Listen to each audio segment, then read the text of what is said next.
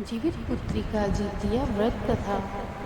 जितिया व्रत या जीवित पुत्री का व्रत पुत्र की लंबी आयु के लिए रखा जाता है। इस व्रत में विधि विधान पूजा कर व्रत कथा को जरूर पढ़ना या सुनना चाहिए। कथा इस प्रकार है। गंधर्वों के एक राजकुमार थे जिनका नाम जिमूतवाहन था। वह बहुत उदार और परोपकारी थे। बहुत कम उम्र में ही उन्हें सत्ता मिल गई थी, लेकिन उन्हें वह मंजूर नहीं था। इनका मन राजपाट में नहीं लगता था। ऐसे में वे राज्य छोड़कर अपने पिता की सेवा के लिए वन में चले गए। वहीं उनका मलयवती नाम की एक राजकन्या से विवाह हुआ। एक दिन जब वन में भ्रमण करते हुए जिमूतवाहन ने वृद्ध महिला को विलाप करते हुए देखा। उसका दुख देखकर उनसे रहा नहीं गया और उन्होंने वृद्धा से इस अवस्था का कारण पूछा। इस पर वृद्धा ने बताया, मैं नागवंश की स्त्री हूँ और मेरा एक ही पुत्र है। पक्षीराज गरुड़ के सामने प्रतिदिन खाने के लिए एक नाग सौंपने की प्रतिज्ञा की हुई है, जिसके अनुसार आज मेरे ही पुत्र शंखचूड़ को भेजने का दिन है। आप बताएं, मेरा इकलौता पुत्र बलि पर चढ़ गया तो मैं किसके सहारे अपना जीवन व्यतीत करूंगी। यह सुनकर जिमूतवाहन का दिल पसीज उठा। उन्होंने कहा कि वे उनके पुत्र के प्राणों की रक्षा करेंगे।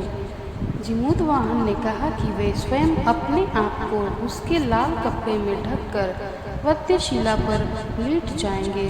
जिमूतवाहन ने आखिरकार ऐसा ही किया। ठीक समय पर पक्षीराज गरुड़ भी पहुंच गए और वे लाल कपड़े में ढके जिमूतवाहन को अपने पंजे में दबोच कर पहाड़ के शिखर पर जाकर बैठ गए।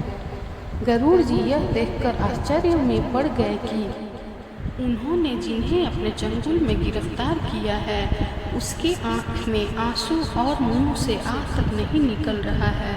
ऐसा पहली बार हुआ था। आखिरकार गरुड़ जी ने जिमूतवाहन से उनका परिचय पूछा।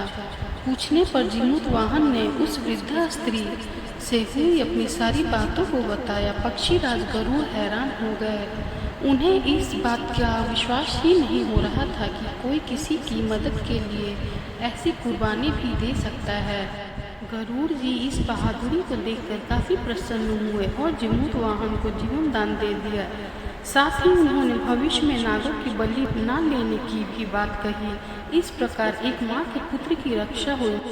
मान्यता है कि तब से ही पुत्र की सुरक्षा हेतु जिमूतवाहन की पूजा की जाती है।